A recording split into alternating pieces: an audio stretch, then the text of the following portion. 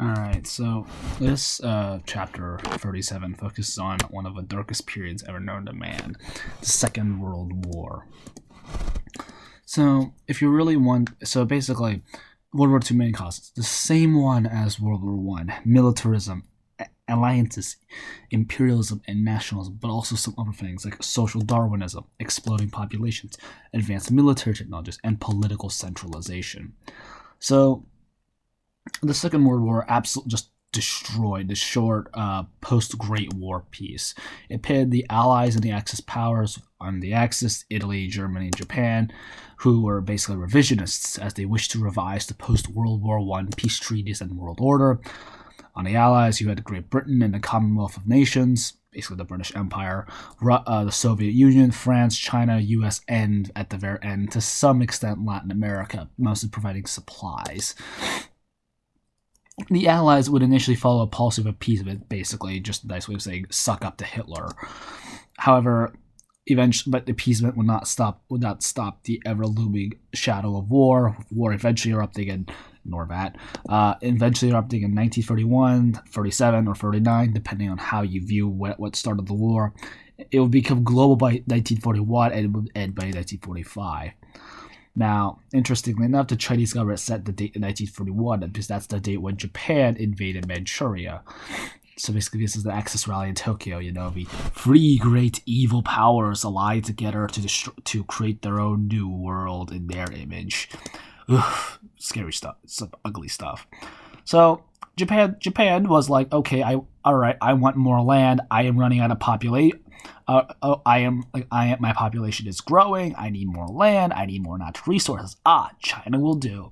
So they conquer Manchuria in 1931. This was quite significant. This was quite important. The fact that Manchuria was barely populated yet had vast mineral reserves. They established a puppet government known as Manchukuo with the former Qing Emperor Puyi at its head. Oof.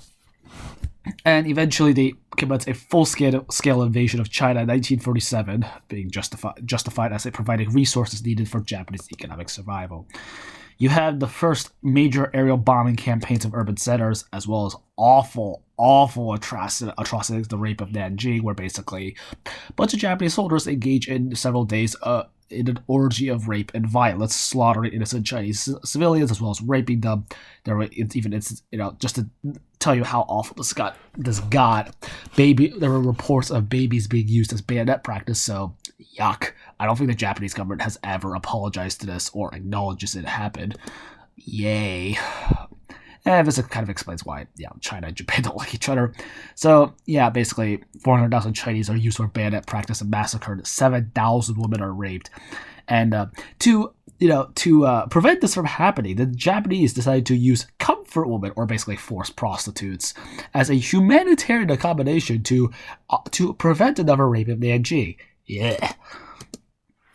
So, the Chinese resist ferociously as Japanese aggression spurs the united front policy between Chinese communists and nationalists.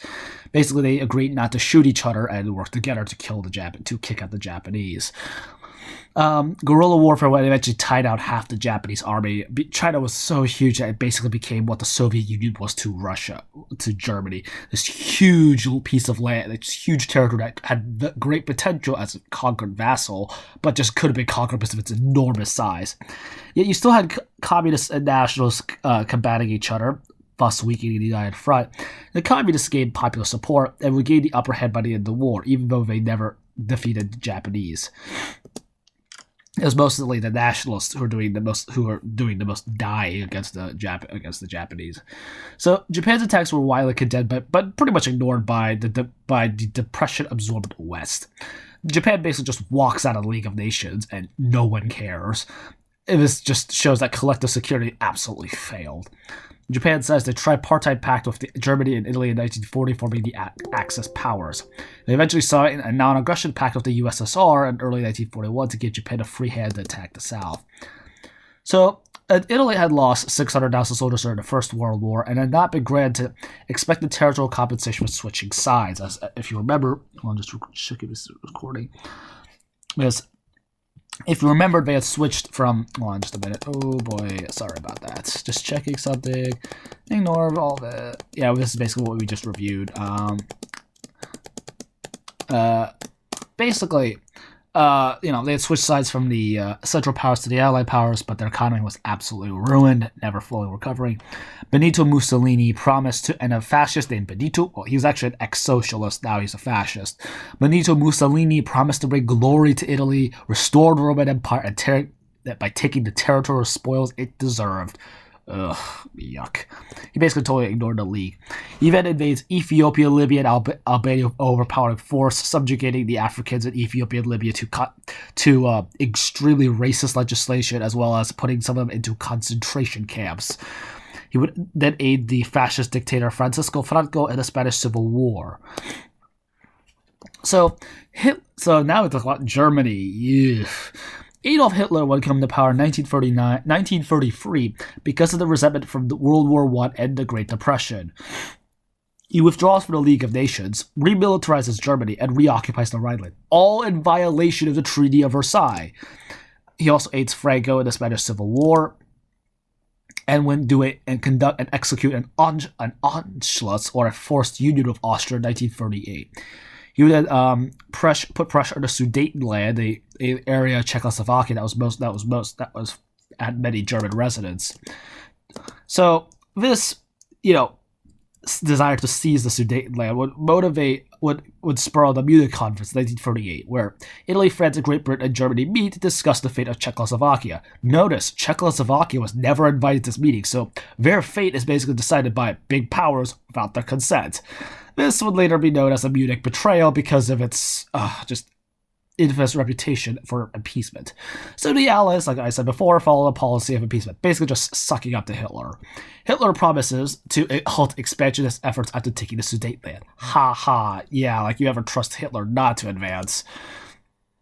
This would prove, as I said, just a terrible idea, considering the fact that, if you give a mouse a cookie, the mouse will just want more. British Prime Minister Neville Chamberlain promised peace for our time.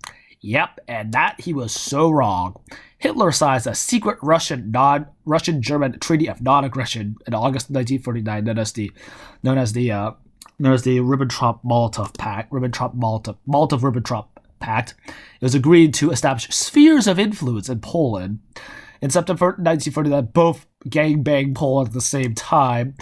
The Germans employ a blitzkrieg, or lightning war strategy, that just totally overwhelms the Polish defenses. And this allows Germany and Russia to basically have a free hand to divide much of Eastern Europe. German U-boats and submarines patrol the Atlantic and threaten British shipping. Basically, the British entered a war because Britain said, if you invade France basically said to Germany, if you invade Poland, we're going to declare war on you. That's the last straw. And Hitler just said, screw you, I'm going to cross the line. Germany's Wolfpack attack convoys, the Wolfpacks of submarines attack convoys carrying vital imports to Britain while evading British warships and aircrafts. This would nearly starve Britain into submission because of the fact that Britain, if you know anything, doesn't have enough natural resources to feed itself, and thus requires food and resources from its empire. So Germany eventually turns to the west in 1940, occupying Denmark, Norway, Belgium, and France. This absolutely shocks the Allies because they're like, how did the Germans do this so fast? So the Dunkirk rescue that we all know of did little to hide the bleak failure of the democracy at the Third Reich. Hitler forces the French to sign the armistice agreement in the same railroad card used for the armistice imposed in Germany in 1918, just for some sweet old revenge. Italy decided it was time to enter the war and reap the benefits of a German alliance, attacking France in the south. So Hitler was like, okay, I just killed all of Western Europe, now I must kill Britain.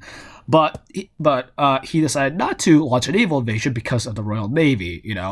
If he had launched his so-called Operation Sea Lion, it would have failed catastrophically. So he decides to attack Britain by air.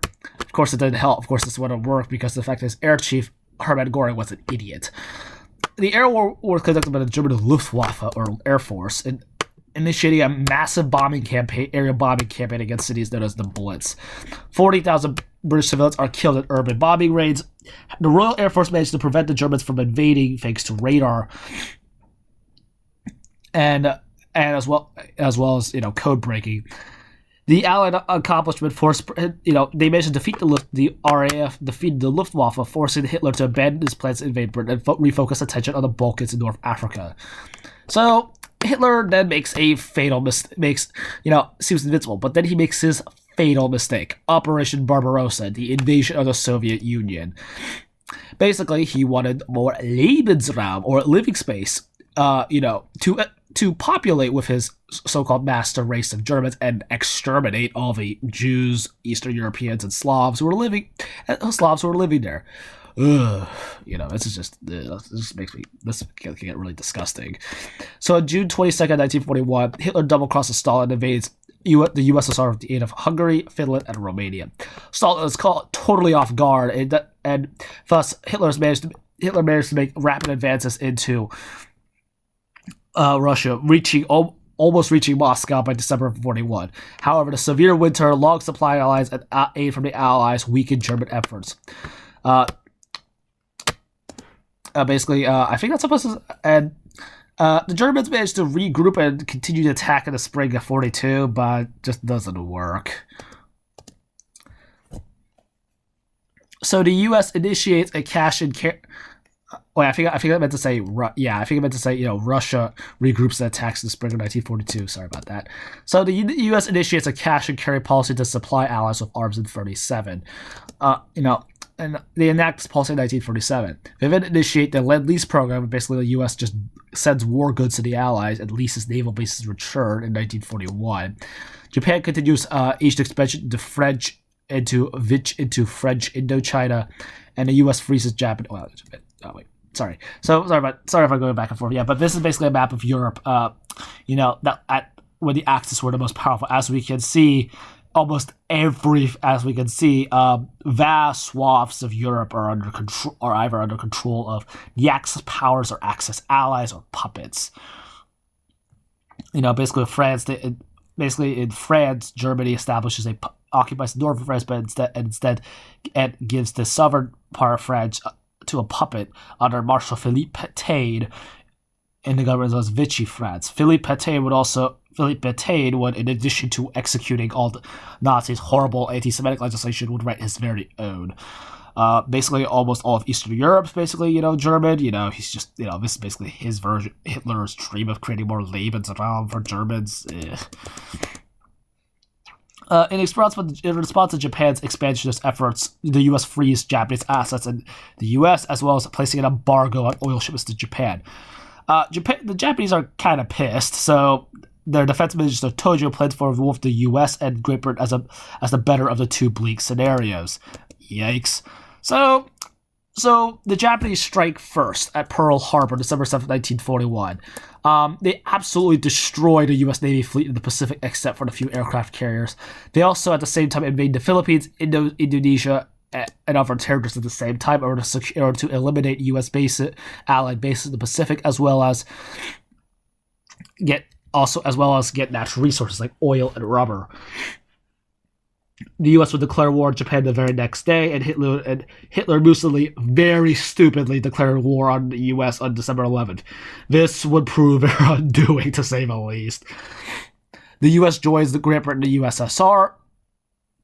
As we can see, this is a footage of the naval station of Pearl Harbor, just absolute devastation. The U.S. gets its pride stung. So basically, Japan gets major victories early on. The Allies, in their excessive confidence and belief in white supremacy, are shocked, to say the least, at the fact they're losing to the Japanese. This is what happens when you're overconfident. So Japan managed to dominate Southeast Asia, Pacific, and the Pacific Islands. Britain surrendered Singapore, which was supposed to be the Gibraltar of the East, because the British stupidly pointed the guns in the wrong direction. This basically ended European military invincibility and white supremacy, And Japan established a Greater East Asia Co-Prosperity Sphere. It was supposed to be an Asia for the Asians, but it really was Asia for the Japanese. However, that concept initially did gain some popularity because many Asians hated white European colonial dominance, so they thought, oh, other Asians were seeing us. That should be somewhat better. Not really, but, So eventually the Axis powers get defeated. due to some key factors. The Allies had, for one thing, the Allies had vast personnel reserves. Recording video, praised.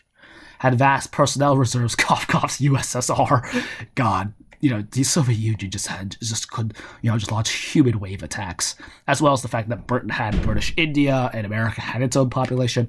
Also, the USSR, the US had large industrial capacities.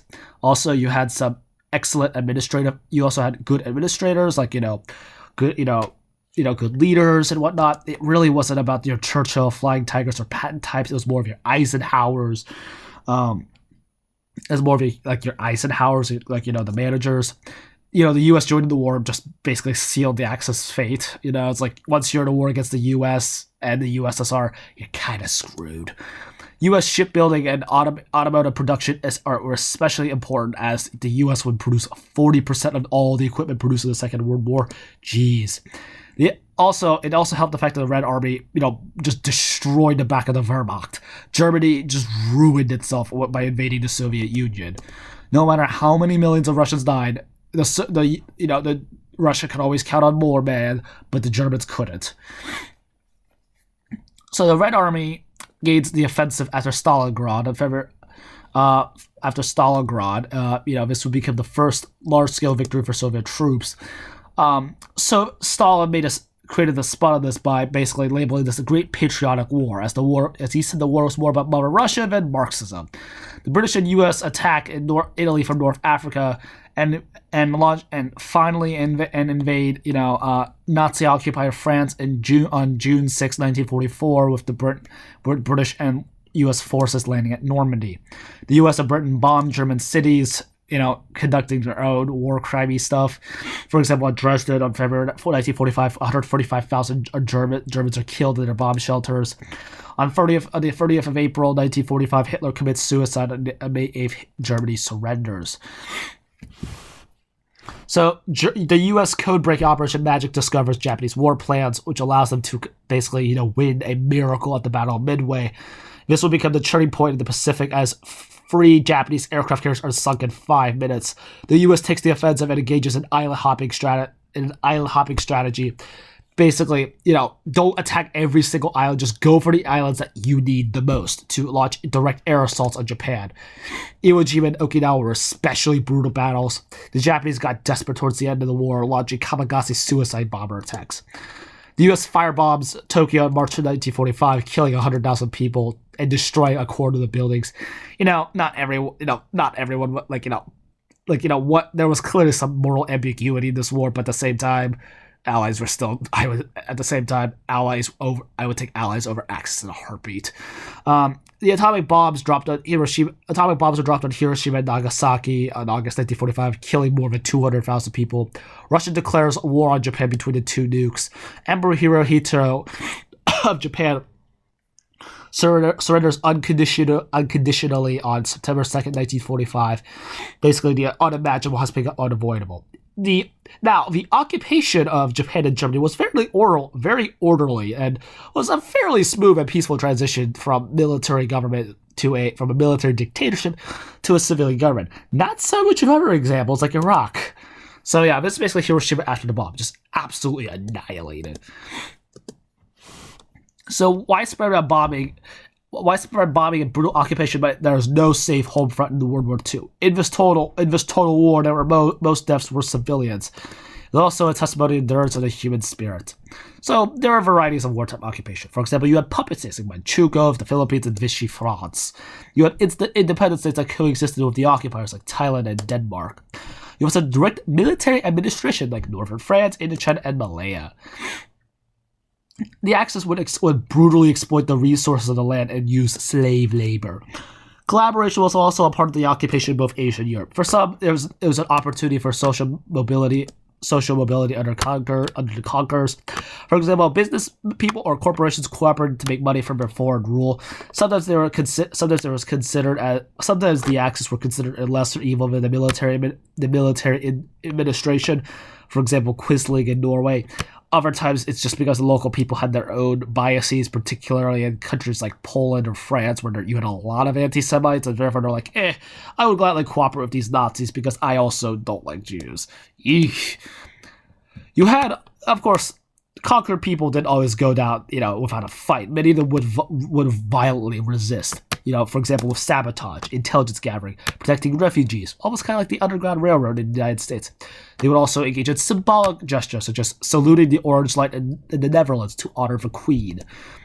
Now, German and Japanese policies of collective punishment or massive retaliation tamped down resistance in occupied areas. Basically, the policy went like this. If one French person killed, a German officer, the Germans would retaliate by killing an entire village or just executing all of its able-bodied men. Yeah, very, very terrible, to say the least. The Germans and Japanese provided little internal resistance to their own regimes just because of the fact that the governments were so tyrannical. You did have some resistance, though, like, Operation Valkyrie to kill Hitler.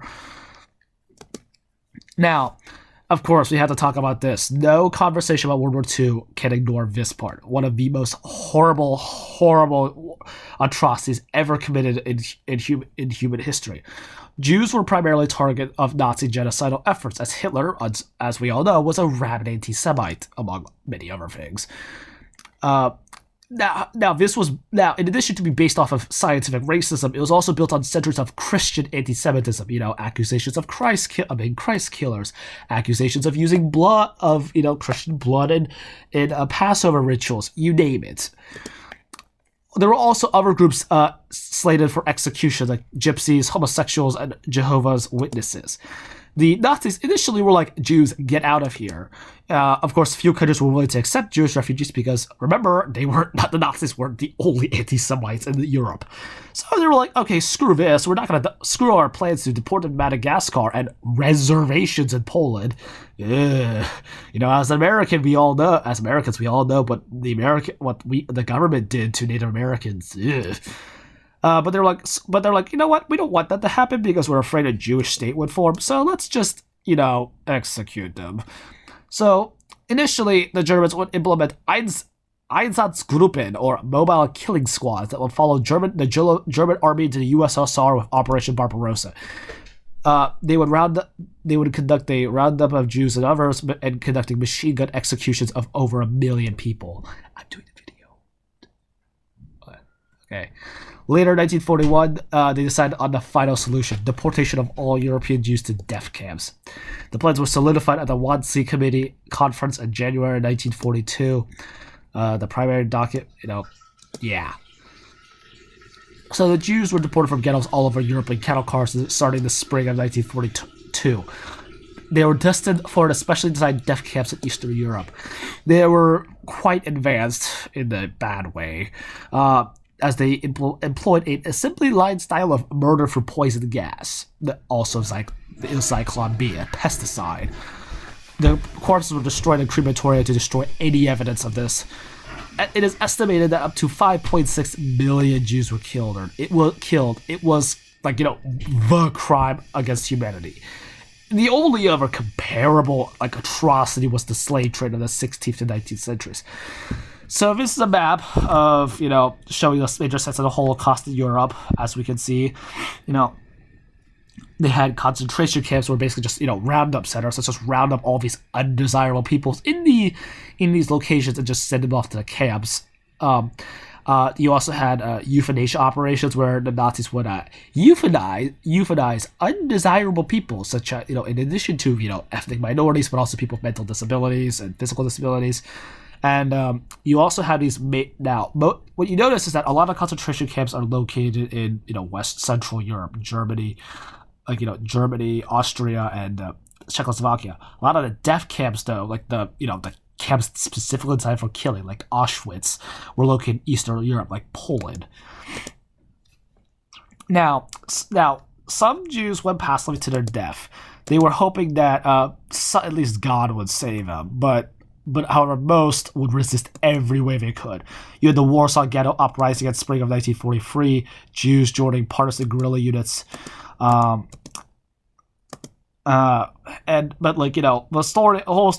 whole model of the Holocaust was never again. Unfortunately, As we can see with these other later genocides, we clearly didn't learn our lesson. So yeah, this is basically the side that greets you at Auschwitz. Work sets you free. Quite cynical, if you imagine me. So this is basically just, deaths by country during World War II. Just awful, awful amounts of just unbelievable amounts of deaths. We Americans often think of the U.S. playing a large role, but the U.S. lost 400,000, which is nothing compared to China losing 15 million. The USSR losing 24 million. Yeah, ever wondered why China and Japan never get along? This explains why. So this is basically, yeah. So women would work in the war industries, nurses, or as auxiliary service personnel like waves or WACs. The U.S. agreement would bar women from serving in combat units. However, the Soviet and the Chinese, just desperate for manpower, would include women fighters. Women were very active in resistance movements. Women will also occupy jobs while away at war. They also take on head of household duties, but again, these were temporary as men returning from war displaced women. However, this had a lasting impact on women's confidence and expectations. You also had this not-so-great policy of comfort women, though. 200,000 Asian women were forced into prostitution by Japanese forces. These were supposed to be a gift from the emperor to the troops. They would serve as 20 to 30 men per day in war zones, and they were killed when infected with venereal diseases. They were large-scale. They were large numbers of them were executed at the end of the war to hide the crimes. They would also be ostracized in their communities if they survived. Bizarrely, these actually originated as a way to avoid another animalistic rape of Nanking. Still terrible. Of course, you thought that was bad. Well, more tensions are to follow. So after, so basically during the Second World War, the U.S., USSR, Great Britain were unnatural allies as they hated Hitler. However, this dancing at the Elbe was short-lived. There were lots of issues such as war crime trials, redrawn national boundaries, and timelines for occupation. So the Cold War really kind of began at the Yalta Conference with Stalin, Churchill, and a dying Roosevelt. They decided on the U.S. They agreed that the U.S. would declare war on Japan and declare war on Japan. They had no nukes then. They also have a quote-unquote free elections for Eastern Europe. Ha! Each power would have control over those territories liberated by their own armed forces, so Soviet Union would have dominance over Eastern Europe and the rest of the Allies in Western Europe. Stalin arranged pro-communist governments in Eastern Europe and countries as buffers in order to prevent another horrendous loss like he just suffered in the Great Patriotic War. Truman and Stalin would again meet at Potsdam, but this was very frosty. The relations were very frosty. And so, thus by 1946, an iron curtain, in the words of Churchill, descends across Europe. So, Truman devised something called the Truman Doctrine to counter communism. 1940s, basically the doctrine was a response to growing communist movements in Greece and Turkey. The world was divided. It viewed the world was divided into free and enslaved states. The U.S. would support free people resisting subjugation by insurrection or outside interference, provided that those free people chose socialist governments. Cough, cough, Chile. And if they did, we would give them a very nice little coup d'etat with our own brutal dictators. The main focus of this was containment of communism. NATO and the Warsaw Pact would establish military alliances, and this basically set up spheres of influence in the superpowers. The Marshall Plan was the economic adjunct of the Truman Doctrine, two sides of the same walnut. It was proposed in 1947, with entailing $13 billion to reconstruct Western Europe and keep it from going communist. It was basically a very nice way of enlightened self-interest. The USSR tried to establish something to counter this called the Council for Mutual Economic Assistance in 1949, but it doesn't really work.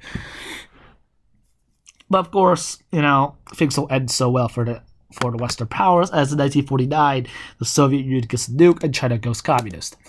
So the United Nations was formed in 1945 to resolve international disputes. It learned from the failed lessons of the League of Nations. Its HQ is in New York City as a symbol that the U.S. was isolationist no more.